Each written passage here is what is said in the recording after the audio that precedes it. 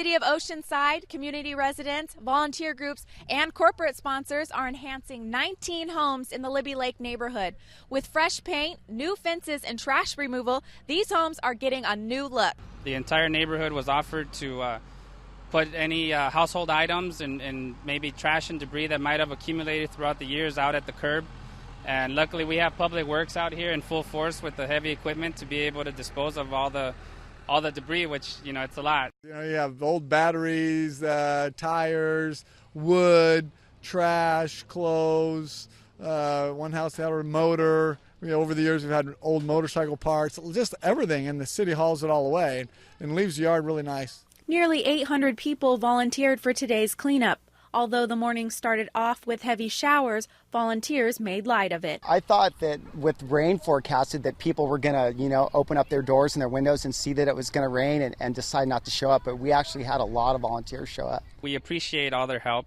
It's great to see people out here in the rain, and giving up a Saturday to come out and help a neighborhood that definitely needs it. Church groups, city residents, and one service fraternity joined forces to feat this task. It's just important for us to go out so people can see, men of color actually, providing a service and helping out in the community. Every year, we get a lot of college students that come up, a lot of the youth from some of the church groups.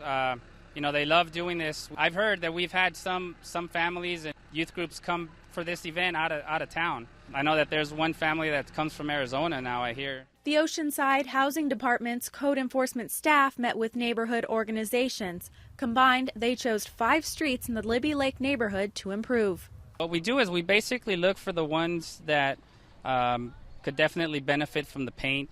We're not telling them that their houses are dilapidated or anything like that. They could just use some sprucing up. We look for some of the houses that also have deteriorated fencing. We go and replace galvanized type chain link fencing with the new modern vinyl coated chain link fence. The other component of the project is garage doors. The last couple of years we've offered roll up garage doors to the properties that have the old type of wood type garage doors with the springs. The modern garage doors and shiny black fencing brighten up what once was a very dark street. Years ago, these streets were ran by gang members. This was a high crime area, and there were a lot of homes that were in disrepair and didn't look like there was a whole lot of pride. Lights were shot out. Different things. About 7 years ago, things started to happen. A neighborhood organization grew out of kind of like the frustration, and they started having this leadership training. With the combined efforts of Oceanside Police Department, community programs, and residents taking leadership, the streets slowly began to change. Out of that leadership, you got requests to the city. We need some help. We need some help with sidewalks that are cracking because of these trees. We don't want any accidents to happen. We need help to just help us clean up. We want to partner with police. We want to partner with the city to make this happen. Homeowner Veronica Reyes has witnessed these changes. She's lived in the neighborhood for many years and also works for the City of Oceanside. But today, the City of Oceanside is working for her. Her home is getting a fresh coat of paint, free yard work, and a brand new fence. You're out here and I see you have paint on your face. Yes. What are you doing? I've been helping touch up paint and kind of guiding people with supplies, and we've been running a little short on paint, but I think everybody's doing a good job with what we have. Everything they have was donated by local vendors. 6 or 7 years ago when Sun started, we knew that we couldn't do this just with the city, and if it was going to be a long-term program every year coming out and picking a place that we can do this, we would need to go out to the private sector and see if they would help. And there have been members from the private sector that have year to year been really helpful. Using the donated supplies, volunteers finished improvements by noon. They left with not only paint on their hands, but feeling good about their work. The house was different colors, and it was a lot of junk, and it wasn't that nice, but after we got through and painted it, it became really nice. This is the last house on the block to be cleaned up. Volunteers went above and beyond and painted the fence, so it took a little bit more time than expected. I'm going to go ahead and finish up painting. Thank you for watching KOCT. I'm Crystal Cheshire. On a brisk December morning, in the parking lot of a local Oceanside church, workers and volunteers for Meals on Wheels gather to pick up their Oceanside deliveries for the day. Meals are delivered Monday through Saturday, which includes Sunday's meals, and sometimes include a little something extra. Holiday gifts. Brightly wrapped and decorated in festive ribbons, bows, and flowers, sent out to each and every homebound senior on the program. In San Diego County, we've been doing this for more than 45 years. Our service is we bring nutritious meals on a daily basis. The volunteers will get to meet the clients, see the clients, and make sure that they're safe at home. And our goal, our mission, is to help seniors to stay independent in the security of their own homes. It's a discount, senior discount for $6.25 per day for the service for 2 meals to be delivered to their home. And if anybody has financial difficulties, we don't turn away anyone. After the volunteers picked up their coolers from the delivery truck, and on this day picked up a few early deliveries from Santa, it was time to hit the road. Okay, nice meeting you. Thank you. See you. Bye. There's Richard and Marilyn, who let us tag along with them to get a feel for how Meals on Wheels works from the perspective of volunteer and client.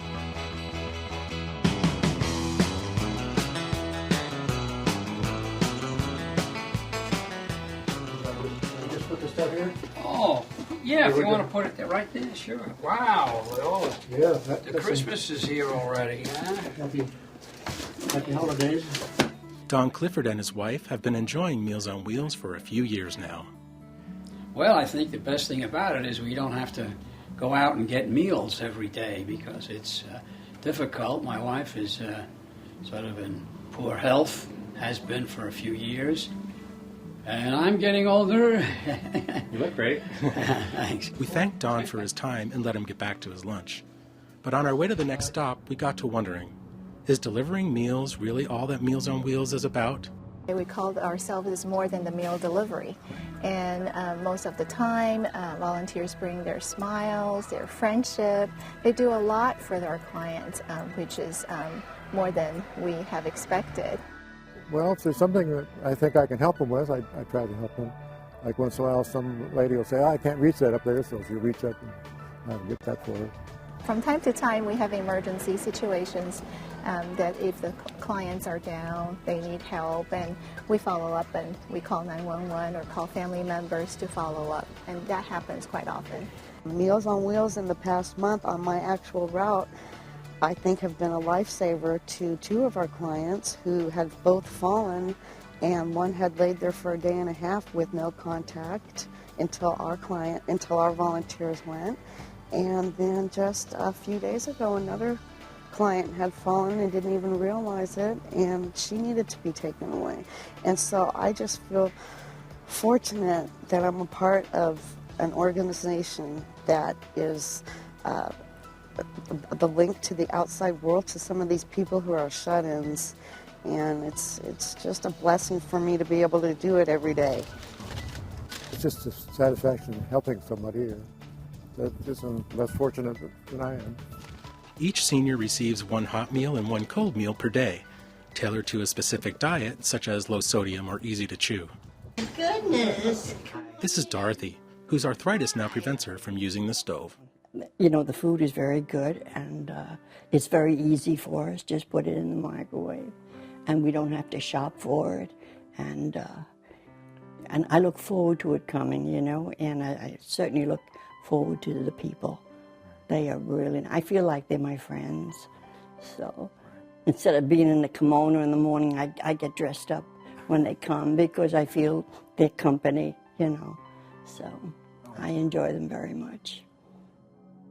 According to their website, Meals on Wheels delivers to over 1,100 customers daily, making volunteers the backbone of the organization. So back at the church, I asked Christine what she would say to someone who's considering volunteering. Gosh, do it. Even if it's just 1 day a month, 1 day every 2 months, 1 day a year. The experience, one day we're going to be there. And I have a passion for the elderly. And some of them, that's all they wait for all day long, is for us to come and see them and give them a hug or a smile. And you get more out of it than they do. You really do. It's a great blessing. Today, I still have the original volunteers, so that tells a lot that we're a great organization. It doesn't take that much time, and it gives you so much back. Once a week, twice a month even. How could you ask for anything easier to do? It doesn't fill up your life. It gives you a chance to do other things. I like just driving around, get to know town. But that's about it. It just gives balance. And this helps keep it balanced when you're doing for others. You're doing for yourself, really. I feel blessed getting a paycheck for it. This is Pete Boncher for Inside Oceanside. Together We Grow is a place where all children can receive care and support in a nurturing environment. The name Together We Grow is because we have an inclusive program that includes both typical children and medically fragile children. Both populations gain from having the experience and the exposure to each other and the wide diversity of not only race but abilities that we have in our center, hence the name Together We Grow. A long time ago, we were doing nursing care for special needs children at home. And we had a lot of difficulty with the kids when they tried to go to school. They just weren't used to having to do all the things that would make them successful at school, and they failed. So we wanted to accomplish two things. We wanted to accomplish success for the children so that they could be integrated into a typical population classroom. And we wanted to have the parents have somewhat of a normal life by having an ability of having a space that was safe for their children so that they could continue to go to school, raise a family, or have a job. If we did not have Together We Grow, one of us would have to stay at home and care for Charlie.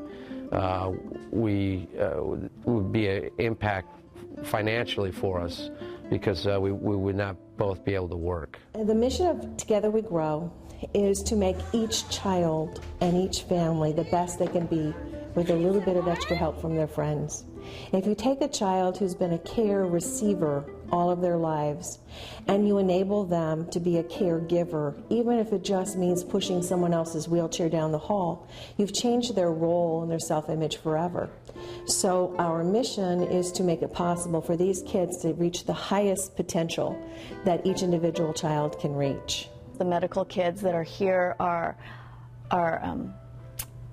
they try to attain more. So if they see a child running and they could only combat crawl, they maybe try to lift their knees up, and they just try to aspire to do more. We have spastic quadriplegics, paraplegic children here, and most of them, in conjunction with their medical diagnosis, they are developmentally delayed. So you know, we try to address all of their needs medically and emotionally in a preschool, in a school setting, so they feel part of, you know, the school and not just isolated at home. They learn spelling, they learn how to count. They have games all the time that includes that. They have fun activities for them. They have an enclosed playground out here where the kids can play safely, and they're watched by the staff. And the staff, there's 4 or 5 at all times on the playground watching these kids closely to make sure that they don't hurt each other or get hurt. Sometimes the parents that bring their medical children here are just exhausted. They work all day, you know, and when they pick up their child, their work is not finished because they have to then care for a medically fragile child with, you know, 3-hour feedings or catheters every 4 hours. So just letting them know that we're here for them, and when we have our weekend respite, our weekend programs where they can drop the children off on a Friday and come back on a Sunday, just to give them a chance to catch their breath and to be with their other children or be with their husbands that they've been neglecting probably, you know, all week. It just makes me feel good to know that we can provide a service like that for families to keep them together. When they have respite especially, I'm able to spend time at home and get some sleep, which I don't normally get during the week. I'm able to go out and do things on the weekend when he is here. I'm able to take a trip if I need to, or go see a baseball game, things that I wouldn't normally be able to do if he wasn't at the daycare. For Andrew, he has to, because he's wheelchair bound, he's not able to walk, so he needs to be diapered all day, and he needs medicine administered about 5 different times of the day when he is here. So in other places, I wouldn't be able to have that. They wouldn't be able to administer the medicines that he takes on a daily basis. We get up about 4 because his first meds start about 5. It takes me about 2 hours in the morning to get out of the house by the time I get up. And, you know, bringing him here is a pretty nice relief because I know that he's in good hands when I arrive here. I think that we are an excellent example of what happens from the original concept of when you build it, they'll come. We have staff that are so dedicated and so concerned with the kids that are here.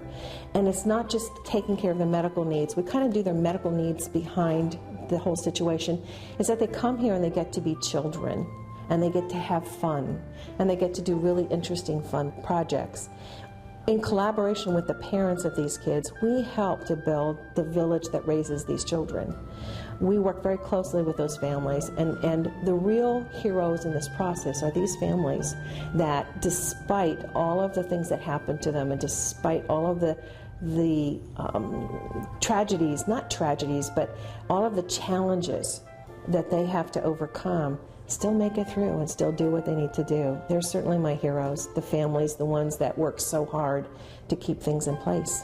This is just a great place to work and to see the kids integrated, and to, it's just so inclusive. No one is felt to be different, no matter typical or medical, and it's just such a nurturing environment and a great place to bring children to learn about different types of people. It makes me feel good. What we do is rewarding, because when you see a child that no one ever thought would walk and you get to see those first steps, it's a miracle. When you see a child who is blind, who is not able to see something and is able to accomplish something that no one thought they would ever do, it's a miracle. When you have a child who is deaf and blind and can experience music through a chair and actually pick up a beat and have her favorite song, that's a miracle. Every day we get to witness and participate in miracles. How more rewarding can you be than that? And thanks to a place like Together We Grow, it's making life a little easier for Oceanside families. For Inside Oceanside, I'm Fatmasani Unutoa. Early childhood education is crucial to a child's development. Driven to serve those needs, Casa de Perros Child Development Center has moved and is now operating in a bigger and better facility. The Child Development Center is one of the 5 comprehensive programs Casa de Perros provides, working closely with the parents and children who are identified as at risk of abuse. Our Child Development Center is our major prevention program, and it's a therapeutic preschool. We serve children from 18 months through 5 years of age. All of the children that participate there have been identified at risk of abuse. However, they're still living with their family members. So we're working with the families to create a safer environment so that those children won't be removed from the home. And it's a state-guided curriculum where the children are really learning early childhood education. The largest percentage of the cases that we work with involve neglect. I think that a lot of times people in the public, think of abuse as being beaten or physically abused in some way. The kids that are at risk are ones that are first brought to attention. Maybe the children show up at school with dirty or ragged clothing, or maybe it's obvious that they haven't been bathed in days, or they're excessively hungry. One of the symptoms of child abuse and neglect is hoarding food. Moving to the new facility is really important because I know that we can provide services to more children and families. Mainly it's space designed for our use. It's specific to the needs of the children and the families that we work with. Founded in 1980, the Child Development Center has conducted its services at the Melba Bishop Parks and Recreation Facility. With a growing need to serve more children and their families, the old facility has become inadequate for Casa de Perros' purpose. The city offered that site to us when the Child Development Center first started, but it's very small. Obviously, our new location is going to have a lot more space, and because we have the two buildings, the family visitation program will have access to both. So on the weekends, we can use those larger rooms to do group visitations, which the county is now doing. We also will have access to the playgrounds there so that the children who are visiting in the evenings or on the weekends can use our toddler and preschool play structures. In the past, children and families are being taken from the daycare site to a different set of offices. It's actually about a 3 or 4 mile difference. And now we'll be talking about all of that being right on the same campus, where they walk from the preschool room to the counseling office, and it's a matter of steps away. Over 100 volunteers devote their time to Casa de Perros. Some help with the operations of various programs, while others mentor children one-on-one. As one of the senior mentor volunteers, June Myra Bush sees to it that the children get the attention they deserve. Basically what I do is I play with these awesome little kids here and teach them that we all love them, and we teach them everything we can. Joe Salas is also a volunteer. As a board member of Casa de Perros, he oversees the fiscal aspects of the organization and the construction of the new Ivy Ranch building. This is the entrance for the Family Visitation Center. And there'll be a reception out here. This will be a kitchen. These cabinets, when they came in, they're really very stable. And this is very nice. Here's one of your classrooms and the little toilet. The size of these allows for the work to go on, whereas before they were such a cramped space. You had people stepping on each other, and it really wasn't conducive to getting the most out of the workforce. This will make us much more efficient and effective. This will be all playgrounds here with the special foam, and it's very expensive. When we started out, we didn't have a location, we just had an idea. What you see behind you is a culmination of getting funds from the City of Oceanside and the support from the City Council and through the fundraising services of CASA. And you have all these people, this kind of confluence coming together from private sector, corporations, they all come together, and this building here is a cooperative thing. So I think it's special.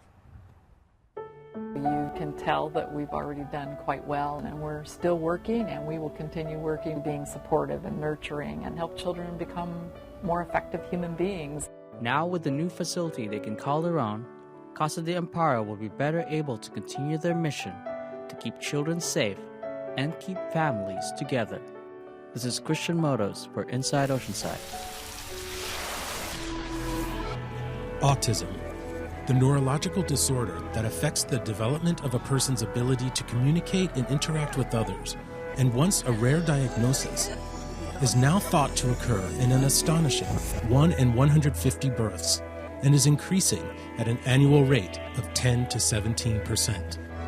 Here in Oceanside, at the Training, Education, and Research Institute, or TERI, the focus is on life planning, described as a full range of diagnostic and support services for individuals of all ages with developmental disabilities and their families. Art Enables is one particularly successful program that integrates members of the arts community with TERI's clients to provide creative services through art and music. A year ago, the Arts Enables program was started in an effort to enrich the lives of our clients. For a person who may not be able to express themselves easily through ordinary means, using art is a way of really getting one's emotions out, getting one's feelings out, and sending messages. Beautiful, beautiful. For the artist who comes in, I think they come in believing that they are coming to give something. And inevitably, they walk away with this sense of who these individuals are as individuals, and they have a sense that they've made real friends with someone who they ordinarily wouldn't have had a chance to. All their input is like hands-on, so everything changes. Like we come with an idea, and then as we do it, it just kind of changes during the day.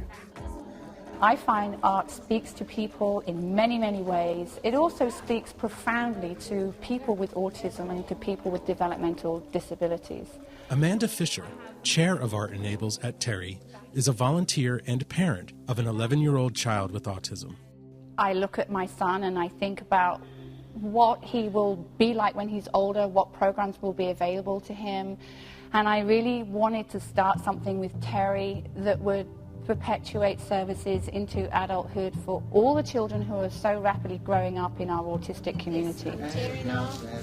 We really wanted to bring Art Enables to fruition to really give these people something constructive to do, but also something therapeutic, because we noticed very early on that when you put someone who is in a high state of agitation, whether it's due to a sensory overload or a frustration without being able to communicate, into a music or an artistic environment, they very rapidly calm down, and any therapy that they're going to be going to after the session is going to be much more productive because they're going to be in a calmer state. It helps with their communication, it helps with their sensory issues, it helps with their self-regulatory behavior. It's absolutely magical. And don't forget, it isn't just them who will benefit from this, but it's also the carers and the people who have to work with our clients who will benefit from a more smooth running situation and a happier client all the way around. The artwork created here at Terry has developed a second life. Enamored of these unique and special gems, demand by the buying public has created a market for these arts and crafts, the proceeds from which help fund additional art supplies and other services for Terry's clients. It wasn't originally our plan to sell the art. We always knew that that was a possibility, but we didn't want the end product to be the program. We wanted the experience to be the program. And then when some of these artists came in and the end product started to be so great, we thought, oh gosh, well, if people want to buy it, let's go for it. So we started to go down to the farmers market in Oceanside on Thursday and participate there. It was a hit. So then, of course, we have our resale store in Oceanside, Potpourri on the Coast. Terry's resale store, Potpourri on the Coast, serves as a funding source and a vocational opportunity where clients gain real-world experience, developing life skills and building self-esteem. And now the store is selling some of the arts and crafts created in the Art Enables program. I've been working with people with disabilities for the last 20 years, and so this is an opportunity to continue to work with them, but in a different way. We're working in the community, and it's just really neat to be able to see them be a part of their store, part of their community, and making their crafts and their arts and be able to sell them, and it's really fulfilling to be a part of that. A lot of times they come in and they see their items up on the wall for sale, and they get so excited and they're so proud of themselves, and it's really nice. We're probably real soon going to be having an art show in the evening and invite a lot of different people and let the artists themselves be present, and I think that's going to be a lot of fun also. The music portion of Art Enables exposes clients to a wide range of musical forms, from opera singers to African drums.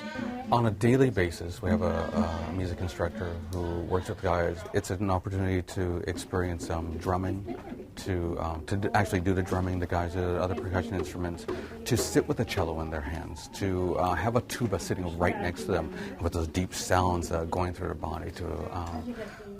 So certainly it's enriching, it's expressive, it's mainstream, but it also just feels good. You can actually see them enjoying the music, and whether it's because they're getting up and they're dancing, or if they're sometimes it's as simple as just a smile. But when you can connect to somebody that has a really hard time communicating with the rest of the world, it's simple, but it's profound at the same time. So it's a great program.